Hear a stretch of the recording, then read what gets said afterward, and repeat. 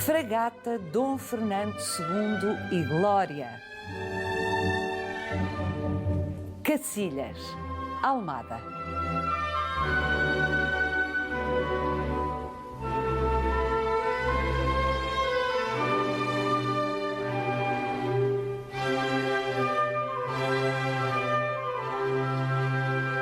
No conjunto das suas viagens, este navio-veleiro percorreu mais de 100 mil milhas, o correspondente a 5 voltas ao mundo.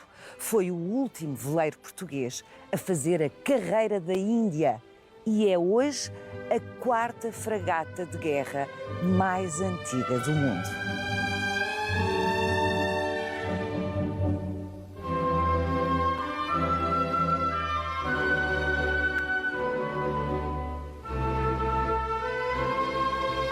Mandada construir por Dom João VI em 1824, no então domínio português de Damão, Índia, a fragata Dom Fernando II e Glória tomou o nome do casal real que assumia a coroa portuguesa quando a sua construção ficou concluída, Dona Maria II e Dom Fernando II. A rainha chamava-se também Glória. Navio histórico, a fragata Dom Fernando II e Glória foi objeto de um restauro nos anos 90 do século XX e a qualidade das reconstituições do que eram os ambientes a bordo durante o século XIX mereceu-lhe uma importante distinção, um prémio da World Ship Trust. Entrar hoje na fragata Dom Fernando II e Glória é fazer uma viagem ao passado. Vai querer saber mais? Venha connosco nesta visita guiada.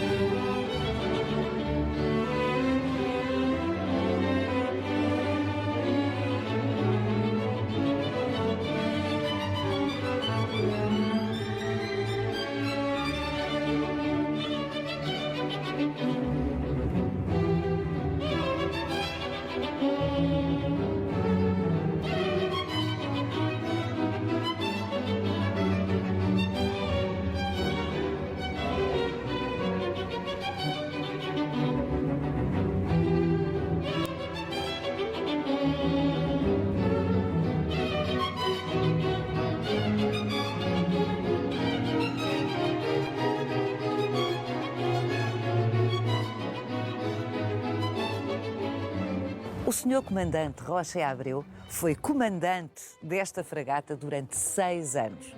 Mas isso foi muito depois do incêndio, brutal incêndio que aqui deflagrou no dia 3 de abril de 1963. É um facto. Esse incêndio de 3 de abril de 1963 devastou praticamente a fragata na sua quase totalidade. Terão sobrado cerca de 13% da madeira original, apenas. A fragata, nessa altura, era a casa de uma obra social. Estava fundeada aqui próxima? Estava fundeada muito próximo de Cacilhas, do ponto onde nos encontramos neste momento. E era a casa de uma obra social que albergava jovens de famílias muito pobres, ou até mesmo órfãos de marítimos e de pescadores da pesca do bacalhau. Estavam a bordo, nessa altura do incêndio, cerca de 137 jovens. Todos eles entre os 10 e os 14 anos de idade. Muitos deles estavam aqui há muito pouco tempo, não sabiam nadar, e, portanto, se deitassem ao rio assim, simplesmente podiam morrer afogados. Se ficassem a bordo, morriam queimados. Bem, nessa circunstância... Mas estavam sozinhos? Não estavam sozinhos, havia 2 ou 3 homens de serviço na altura em que isto acontece, do pessoal da guarnição. O que provocou o incêndio foi uma reparação de um tanque de gasóleo, feito sem os preceitos de segurança adequados e que, portanto, incendiaram tudo a partir do fundo. Um episódio que nunca tinha tido nada de semelhante ao longo dos mais de 120 anos de vida que já tinha a fragata na altura, não é? Sim, não há dúvida que incêndios nunca tinha havido.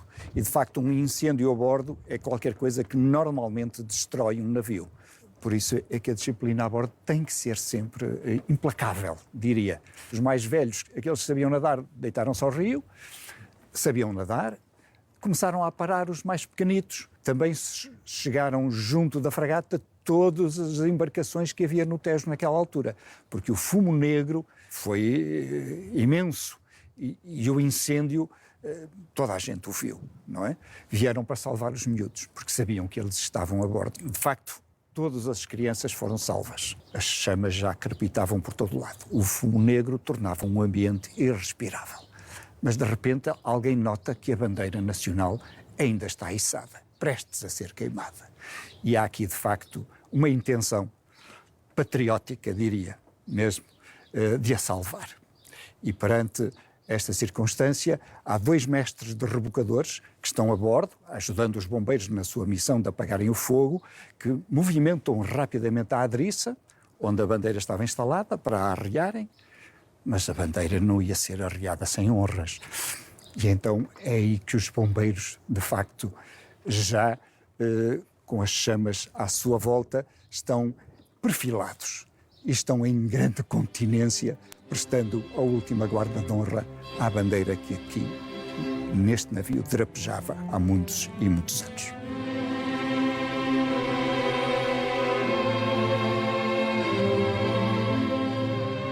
É uma história fortíssima, Sr. Comandante, e apesar de não ter sido seguramente essa a intenção imediata desses homens, o facto é que também, dessa forma, prestaram homenagem à fragata, que tantos serviços tinha prestado a Portugal desde a primeira metade do século XIX. A fragata iniciou a sua construção em 1832, demorando 11 anos a ser construída.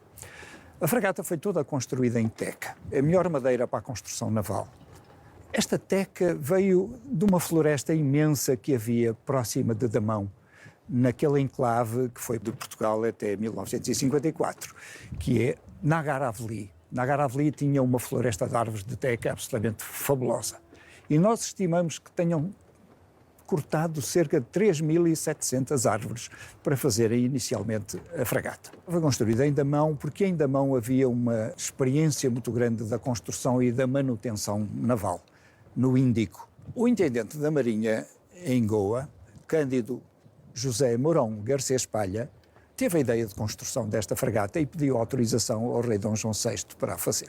O rei Dom João VI tinha chegado do Brasil em 1921 e com a velocidade de comunicação daquela época, passados 3 anos, portanto em 1824, chegou a resposta à Goa, dizendo, sim senhor, podem construir. De facto, o reinado de Dom Miguel não foi pacífico, depois a guerra civil entre os 2 irmãos e as dificuldades de dinheiro. Não chegou o dinheiro necessário para a construção da fragata a Damão.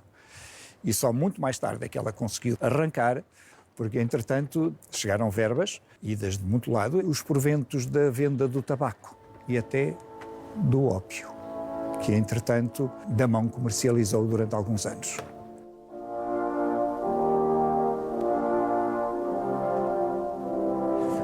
A fragata ficou concluída em 1843, em Damão, veio de Damão para Goa, em Goa depois recebeu o armamento, mais alguns Está preparada esta fragata para quantos canhões?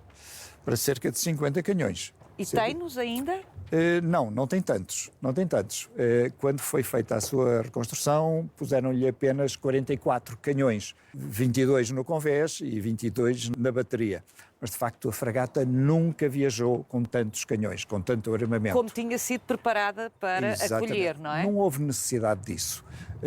A última grande batalha naval tinha sido realizada uns quantos anos antes. Ela transportou mercadorias, transportou passageiros, degradados e os familiares desses degradados e também muitos daqueles funcionários públicos que iam para os nossos territórios ultramarinos para tomarem conta dos seus lugares públicos e daqueles que regressavam no fim das suas comissões. Portanto, esta fragata de guerra, na prática, nunca participou em batalha nenhuma. Não, é verdade que nunca participou em nenhuma batalha. Sendo que quando foi dotada de condições para acolher 50 canhões, não se sabia que não iria participar em batalha nenhuma. Nunca se sabe o dia da manhã, não é? Teve apenas um episódio relacionado com guerra, digamos, com um navio de guerra. Foi em 1855, quando tinha partido de Lisboa para Moçambique, ficou uns tempos em Luanda. E, de repente, houve a necessidade de enviar uma força naval para recuperarmos a soberania no Ambriz. E então ela foi o navio-chefe de uma pequena esquadra de 5 navios que, em 15 de maio de 1855, chegou ao Ambriz, desembarcou o pessoal e recuperámos a soberania no Ambriz, na medida em que havia ingleses que estavam a tentar recuperar aquela parte da costa africana, reclamando-a para si. De facto, nós fomos perentórios na defesa daquilo que considerávamos português e, de facto, houve imenso sucesso nessa expedição naval comandada pela fragata Dom Fernando II e Glória. Escusado será dizer, Sr. Comandante, que essas aventuras todas aconteceram já depois da fragata Dom Fernando II e Glória se ter apresentado na capital do reino, em Lisboa, em 1845, na viagem inaugural de Goa para Lisboa.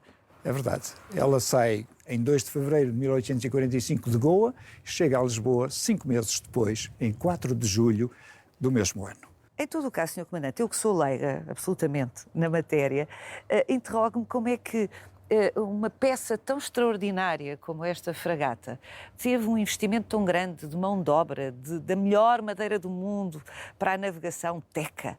Navegou durante tão pouco tempo, na prática? Bem, ela navegou durante 33 anos, de 1845 tempo, não é? a 1878. Mas um navio de madeira normalmente não resistia à força dos mares muito mais tempo do que isso.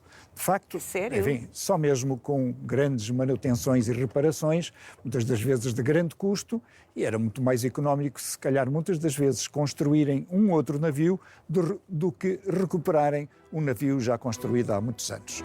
Ela fez imensas viagens e percorreu muitos milhares de milhas.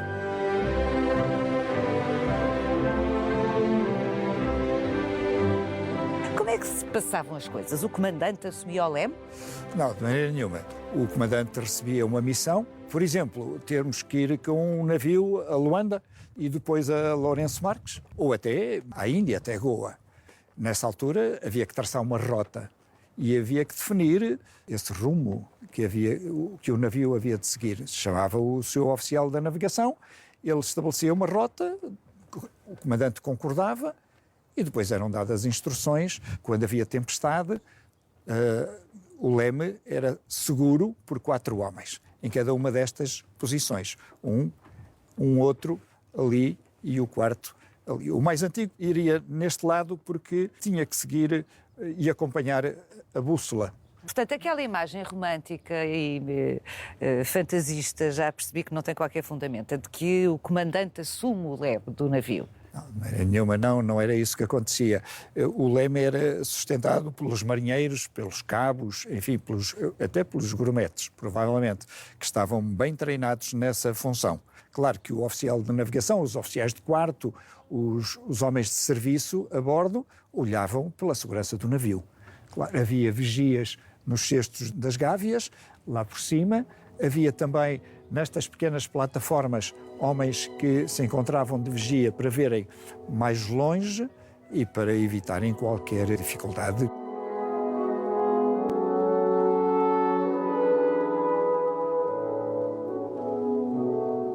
O navio, quando saiu de Goa em direção a Lisboa, transportava quantas pessoas?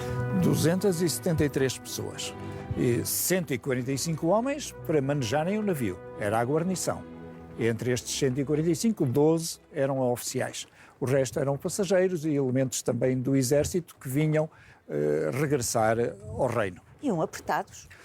Um bocadinho, mas mesmo assim... Olhando para isto, não é assim um espaço tão grande. Mas mesmo assim ainda foi das viagens onde menos pessoas foram transportadas. A média das pessoas nas viagens que esta fragata realizou eram cerca de 350 a 400 pessoas. E mesmo em 2 ou 3 das viagens, mais de 600 pessoas a bordo. Mais de 600 pessoas. 600 pessoas? Um inferno, verdadeiramente um inferno. Quer ver como é que se organizavam as coisas nos 3 pavimentos abaixo do convés? Ai, quero. Vamos descer? Vamos descer.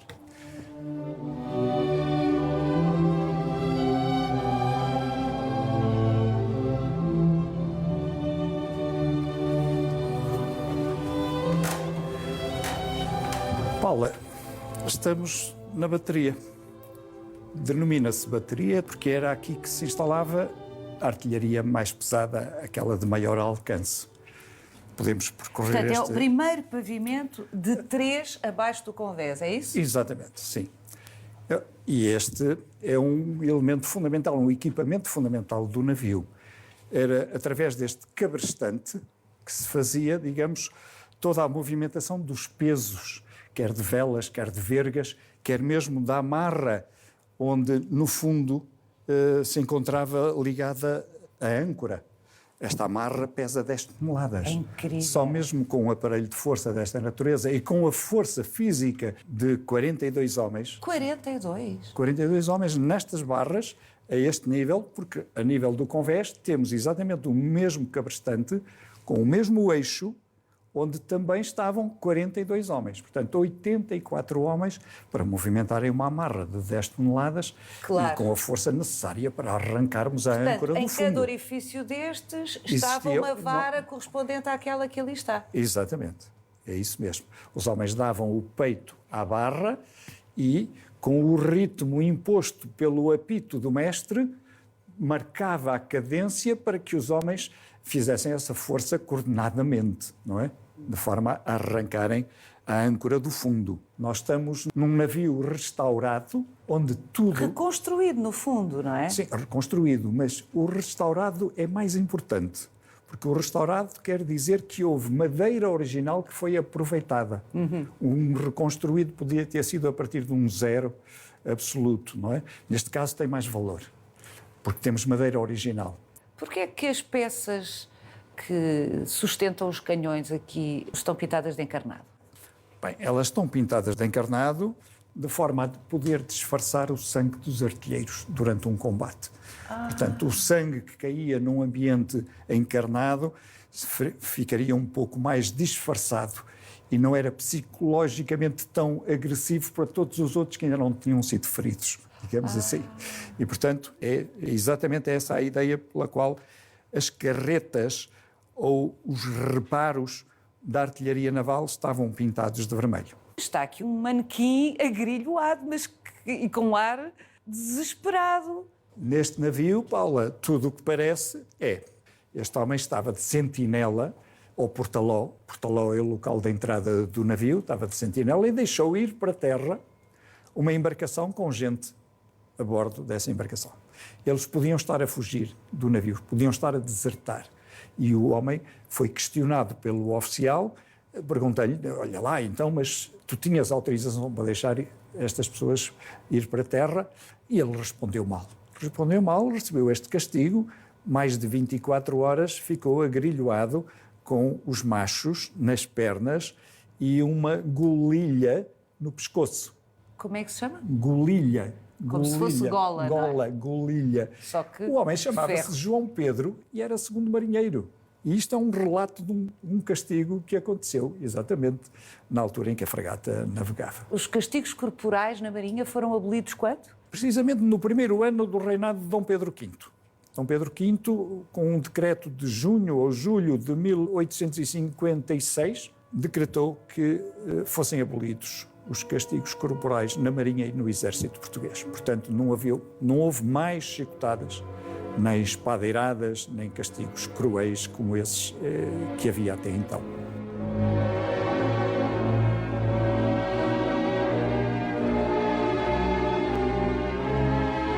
Foi o senhor comandante o primeiro a esfiar este navio quando ele veio para aqui como navio-museu. Exatamente. Quando entramos nesta doca, para que o navio pudesse ser reparado nesta doca seca, eu era, na altura, o comandante. Fui eu que entrei aqui com o navio e arrisquei bastante, porque a doca era muito estreita para a largura do navio e entramos com cerca de 30 centímetros para cada lado. 30 centímetros num objeto deste tamanho.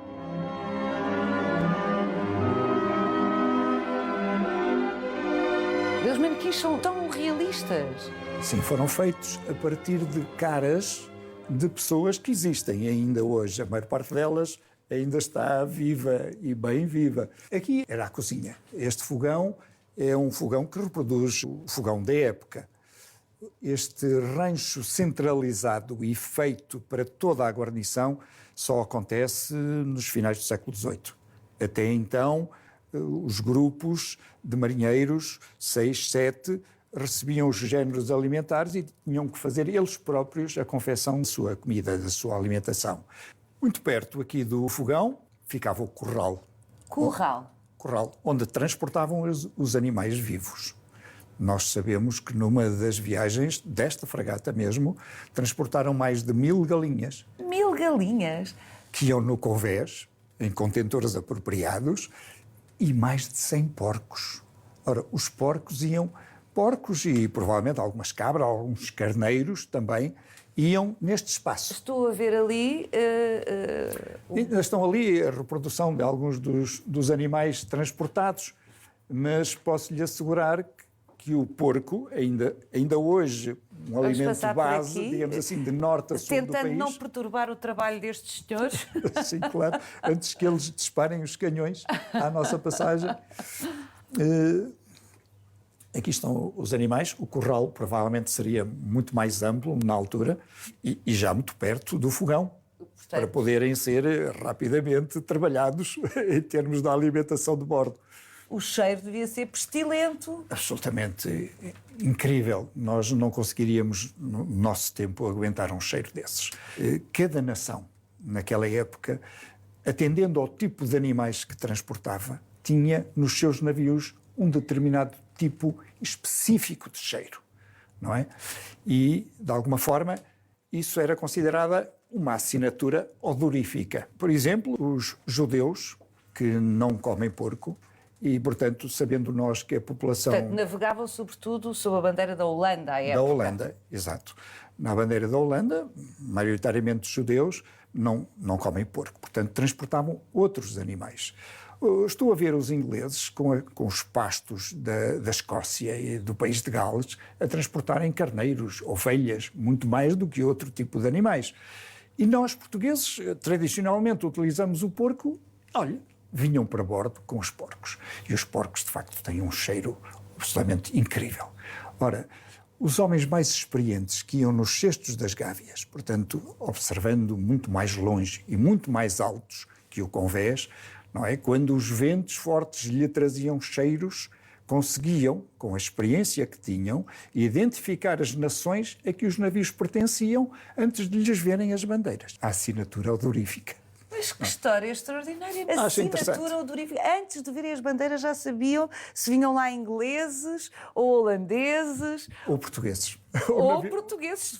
Se fossem tão mal cheirosos como a própria fragata, eram portugueses. Claro que as pessoas habituam-se a tudo e os cheiros, provavelmente, passados 15 dias, um mês a bordo, já não os afetavam tanto.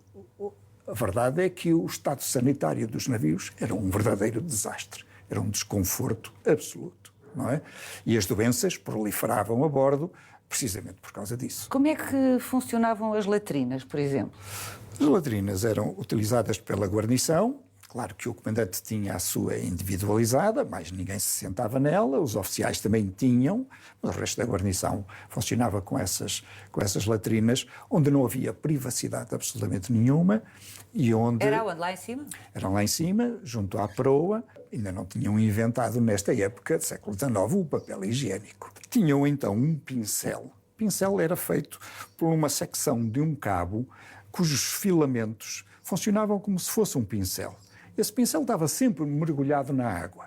E quando as pessoas acabavam de fazer as suas necessidades, puxavam esse cabozinho que estava mergulhado na água salgada, portanto, ser lavado e desinfetado, pegavam nele, como o pincel, limpavam-se e voltavam a mergulhar o pincel na água.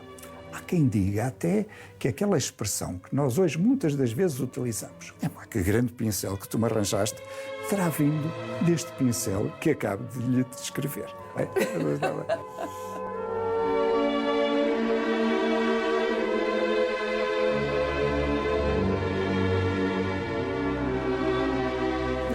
Ainda neste pavimento, que é a bateria, estamos a andar agora para Ré, vamos ao encontro do espaço reservado unicamente ao comandante. É a camarinha do comandante. Isto é maravilhoso! Tem que estar protegido, como é evidente, porque com tantos visitantes que a fragata tem. Temos os melhores cristais, porcelanas e pratas portugueses nesta mesa. Era uma mesa que o comandante tinha à sua disposição, obviamente montada, só na altura em que as águas estavam calmas e permitiam uma mesa desta natureza. Ele podia receber com toda a dignidade, fosse quem fosse. Os governadores, os presidentes, os reis, onde a fragata chegasse, podiam ser recebidos com toda a dignidade em representação do Estado português. Mas, portanto, só quando a fragata estava ancorada. Sim, fundeada em quaisquer águas calmas, não é?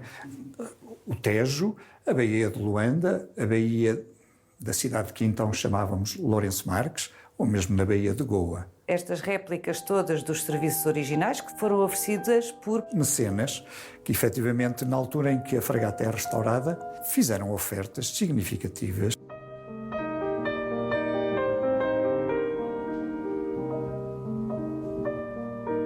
A fragata tem o incêndio, 3 de abril de 63, e depois fica abandonada no Tejo cerca de 28 ou 29 anos. Entretanto, pensa-se na Expo 98.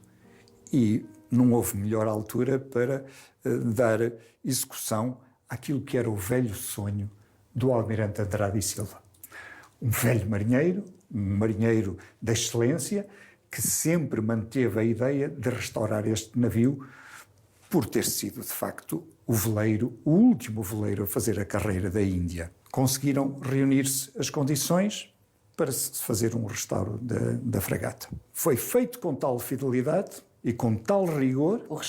O restauro, que uma instituição inglesa criada há muito tempo pelos velhos interessados pela história marítima naval, a World Ship Trust, atribuiu a Portugal um prémio pela fidelidade e rigor do restauro que tinha sido feito.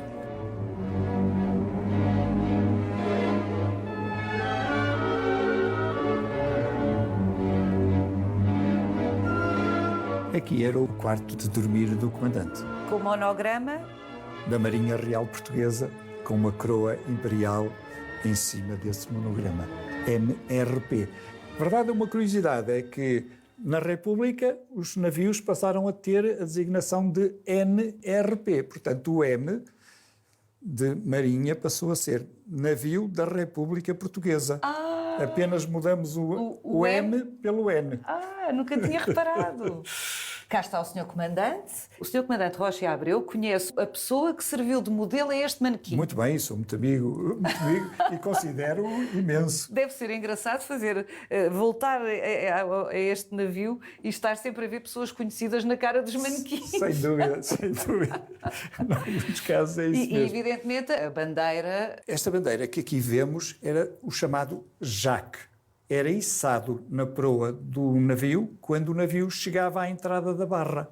E era um sinal para chamar o prático da barra, ou seja, o piloto da barra que vinha a bordo do navio para ajudar o navio a percorrer o canal de entrada da Barra de Lisboa, que sempre foi muito perigoso, continua a ser, e depois da fragata ter permanecido fora cerca de uns 2 anos, provavelmente o caminho tinha que ser encontrado e era escolhido pelo piloto que vinha a bordo. Os candeeiros abanam, que é uma coisa muito interessante. Aprendi que também com o Sr. Comandante. Este movimento permitia que o combustível que estava dentro deste reservatório, que alimentava a chama, estivesse sempre na vertical, mesmo quando o navio balançava, não é? Tudo muito bem pensado. Belos compartimentos tinha o comandante desta fragata. Sem dúvida. Tinha a maior das responsabilidades e tinha também o maior dos confortos.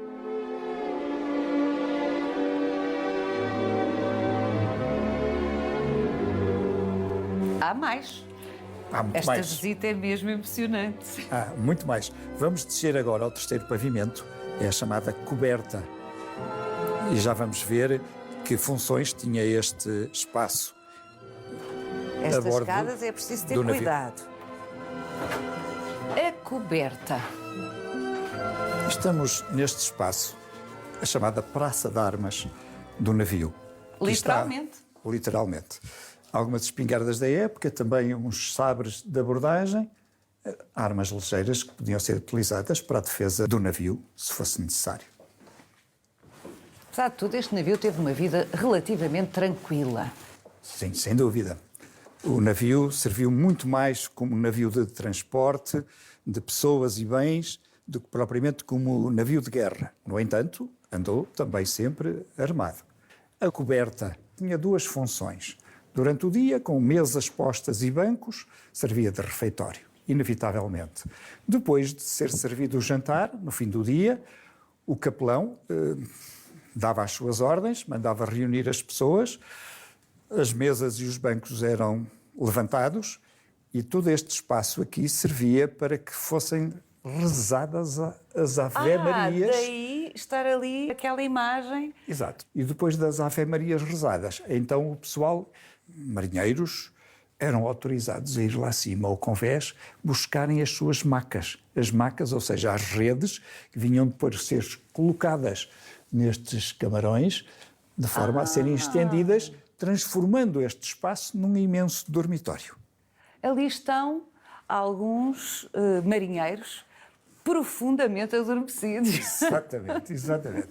Há até quem diga que não se devia fazer aqui muito barulho para não os acordar, porque alguns deles têm, de facto, rostos que nos dizem que estão profundamente mergulhados no sono.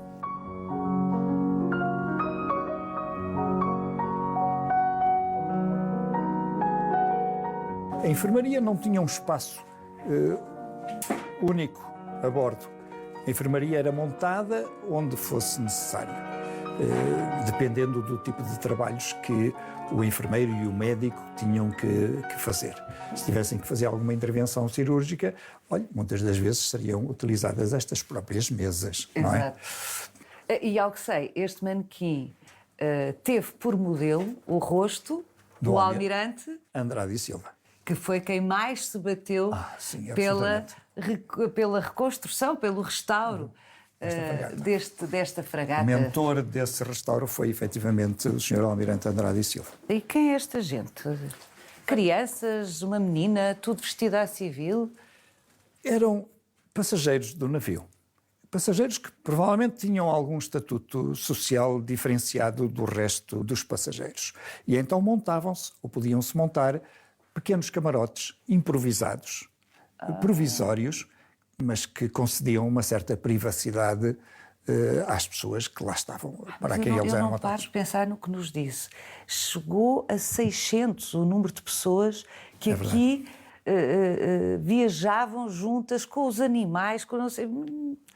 confusão. É muito difícil para nós, hoje em dia, imaginarmos a vida a bordo daquela época. E há quem diga, pessoas que estudaram verdadeiramente o ambiente a bordo destes navios, que para nós, pessoas do século XXI, nós não conseguíamos resistir a viagens desta natureza hoje em dia, com os nossos preceitos de higiene, com as nossas dificuldades e até provavelmente com um sistema imunológico que não estava preparada para o impacto desses problemas. Cá está um grupo, por acaso não estão a comer, estão a trabalhar. Embora que um deles tenha ali um pequeno brinquedo, um barquinho, uma embarcação pequena, também tinham que se entreter, não é? Sabe que mesmo com alguma da carne que era salgada durante meses e que ficava tão dura que era quase impossível de ser comida, mesmo fervida durante imenso tempo, havia marinheiros com muita habilidade, com facas muito bem, ou navalhas muito bem afiadas, que faziam pequenas esculturas com a carne salgada. Sim, tal era. A carne salgada. Verdade. É mesmo a sola da nau Catrinete. Verdadeiramente.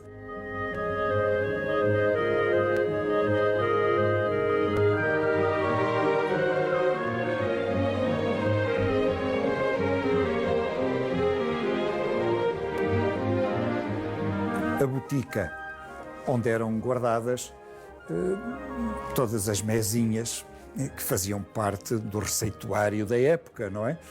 Tudo aquilo que tentava minorar as dificuldades de saúde dos viajantes neste navio. Aqui era o camarote do cirurgião. O cirurgião não era propriamente um médico. O médico seria um físico, um cirurgião era mais um prático da medicina, mas era aquele que muitas das vezes servia de médico a bordo.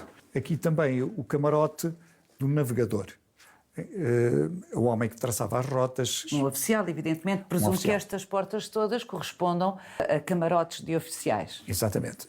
Os camarotes dos oficiais eram exatamente aqui nesta parte do navio. E no piso de baixo, Sr. Comandante? No piso de baixo temos o porão. O porão era essencialmente uma Portanto, zona... o último dos pavimentos, não é? O último dos pavimentos era o porão. O porão era uma zona essencialmente técnica, onde estavam guardada a pólvora, por exemplo, que poderia ter que alimentar os canhões, onde estava a carpintaria também, onde guardavam também alguns dos animais que não coubessem no corral que vimos em cima, no pavimento anterior. No porão ainda encontramos alguma madeira original do navio. Da floresta de? Nagaravli. Nagaravli. Na Índia.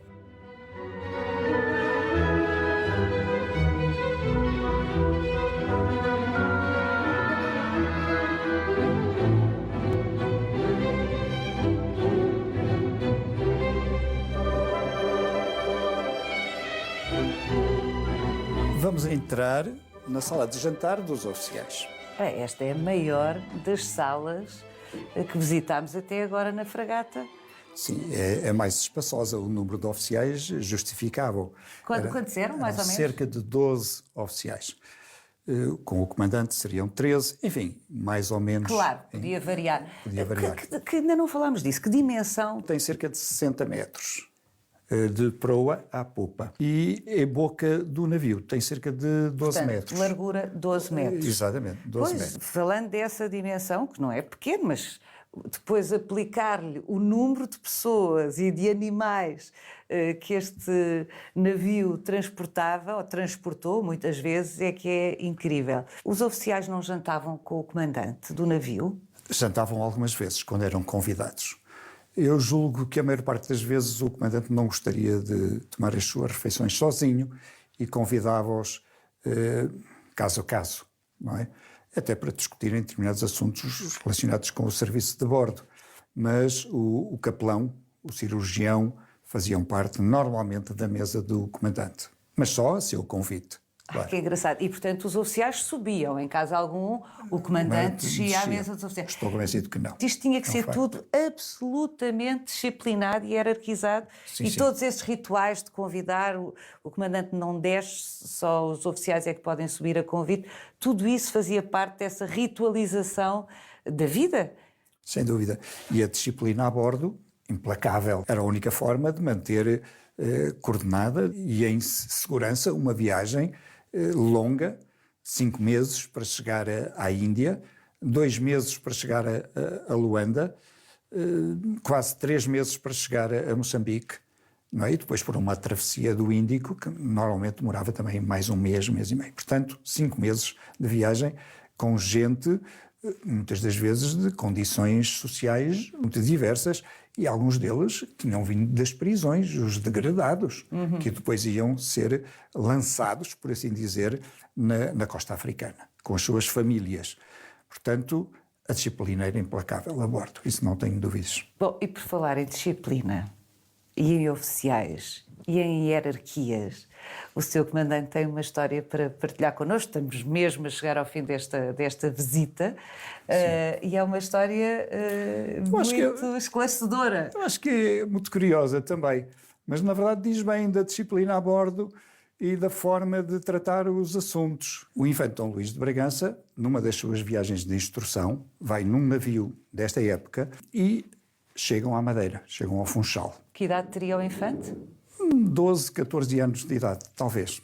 Nessa circunstância, as autoridades locais descobrem que a bordo está um infante da Casa de Bragança. E vêm a bordo e conseguem convencê-lo a desembarcar para presidir a umas cerimónias que tinham no Funchal. Ele ainda tenta resistir, mas, enfim, são muito persuasivos, e ele tem mesmo que ir pedir autorização ao comandante de bordo. Mas espere lá, ó senhor aspirante, o senhor então está-me a dizer que quer desembarcar na sua qualidade de Alteza da Casa de Bragança. Bem, sim, pois então o comandante manda chamar o imediato, manda formar a guarda aos apitos da ordenança e Luís de Bragança, o senhor aspirante, desembarca na sua condição de Alteza Real, com todas as honras. Passa 2 ou 3 dias em terra, muito apaparicado por toda aquela gente, e ao fim de 3 dias, as cerimónias acabam, ele tem que regressar a bordo e dirige-se ao comandante pedindo-lhe para o reintegrar na guarnição. E então o comandante ter-lhe-á dito, bem, então neste caso, Vossa Alteza quer regressar à sua condição de aspirante naval. Pois é isso, exatamente, que eu pretendia, senhor comandante. Bem, então vamos acertar contas. O senhor vai ter que fazer 8 serviços de castigo para remediar e compensar todos os serviços que os seus camaradas fizeram por si enquanto o senhor andou nessas festividades. Ouvir as narrativas do Sr. Comandante Rocha e Abreu é mesmo fazer uma viagem no tempo.